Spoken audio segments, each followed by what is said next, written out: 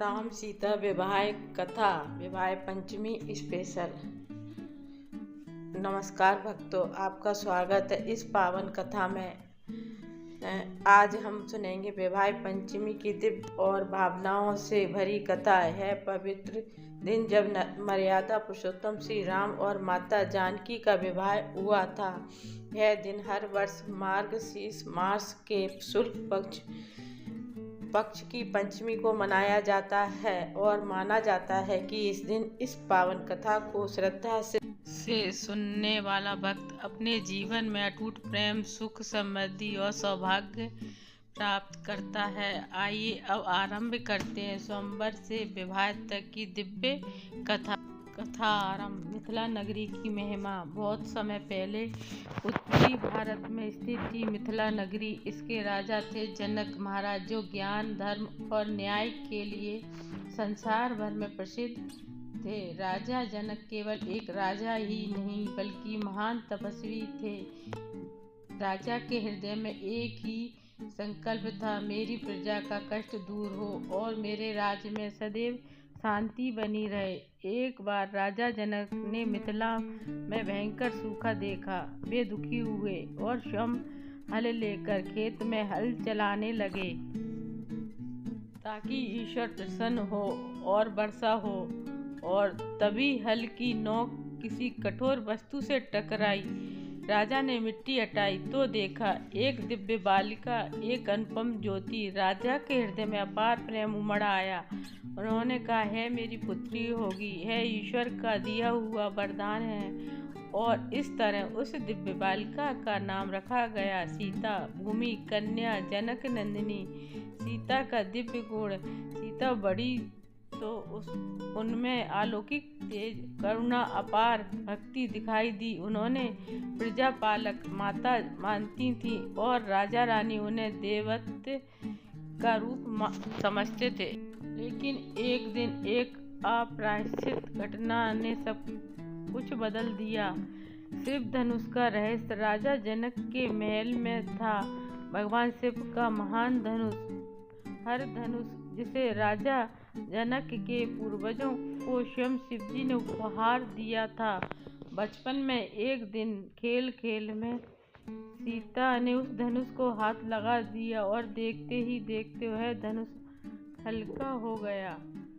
राजा जनक यह देखकर चकित रह गए। तभी उनके मन में संकल्प हुआ, सीता का विवाह उसी पुरुष से होगा जो इस धनुष को उठाकर प्रत्यंचा चढ़ा सके। समय बीता और जनक ने पृथ्वी के सभी राजाओं और वीरों और राजकुमारों को इस अद्भुत स्वयंवर में आमंत्रित कर लिया। श्री राम का आगमन। इधर ऋषि विश्वामित्र अपने 2 शिष्यों श्री राम और लक्ष्मण के साथ मिथिला की ओर जा रहे थे। दोनों बालकों का तेज देखते ही दूर दूर तक चर्चा फैल गई थी। जब वे मिथिला पहुंचे तो राजा जनक ने आदर पूर्वक उनका स्वागत किया। महल में सीता ने पहली बार राम का दिव्य रूप देखा और मन ही मन उन्होंने प्रार्थना की, हे प्रभु, यदि आप भी मेरे बर हो तो वही होगा जो आप चाहेंगे। दूसरी ओर श्री राम ने भी सीता के दर्शन से अपने मन में शांति और प्रेम का अनुभव किया, लेकिन वे अपने भाव मन ही मन में रखे रहे। स्वयंवर दिन। अगले दिन महल में विशाल सभा लगी। देश देश के राजा, वीर और महारथी उपस्थित थे। राजा जनक ने घोषणा की, जो शिव धनुष पर प्रत्यंचा चढ़ा देगा वही मेरी पुत्री सीता का पति बनेगा। सभा में सन्नाटा छा गया। कई महान बलशाली राजा आए। कोई धनुष को छू भी ना सका। कोई उठाने का प्रयास करता तो हार मान लेता।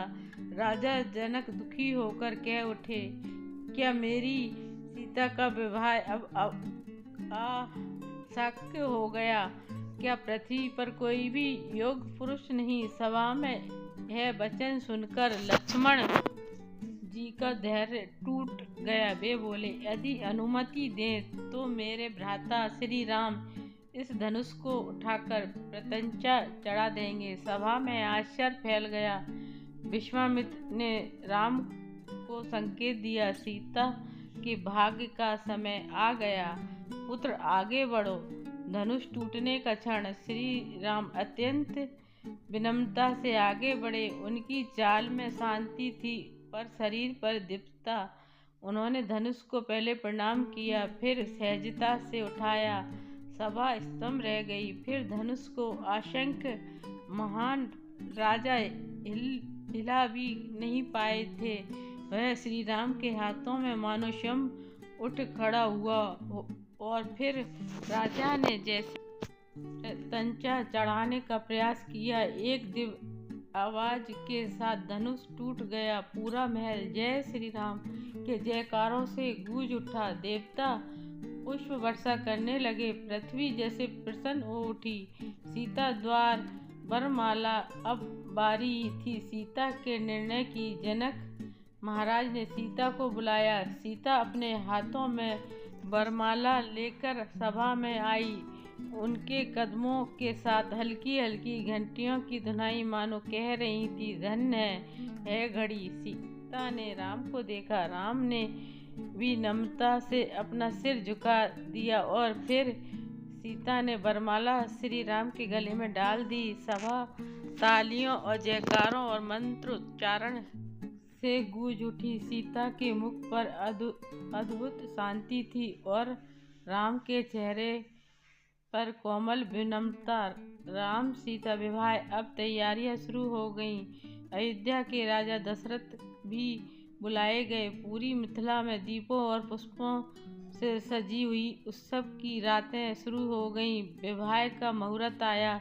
चारों ओर वेद मंत्रों की ध्वनि, पवित्र अग्नि, पुष्पों की वर्षा और देवताओं का आह्वान। श्री राम और सीता की सप्तपदी ली।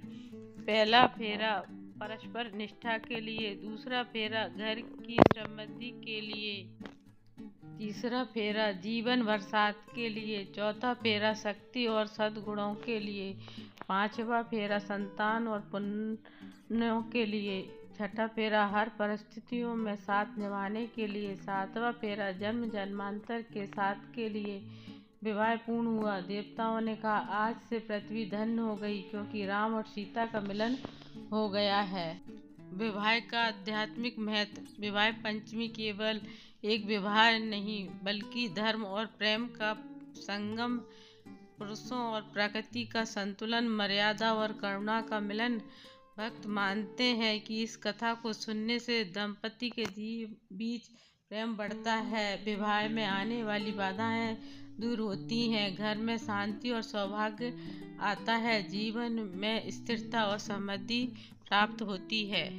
उपसंहार। प्रिय भक्तों, विवाह पंचमी का यह पावन पर्व हमें सिखाता है कि सच्चा प्रेम, सच्ची निष्ठा और सच्चा धर्म समय के साथ और भी पवित्र हो जाता है। राम और सीता का विवाह सदियों से आदर्श माना जाता है और रहेगा। यदि आपको यह कथा पसंद आई हो तो जय श्री राम लिखकर अवश्य आशीर्वाद प्राप्त करें। प्लीज़ मेरे चैनल को लाइक एवं सब्सक्राइब करें। धन्यवाद।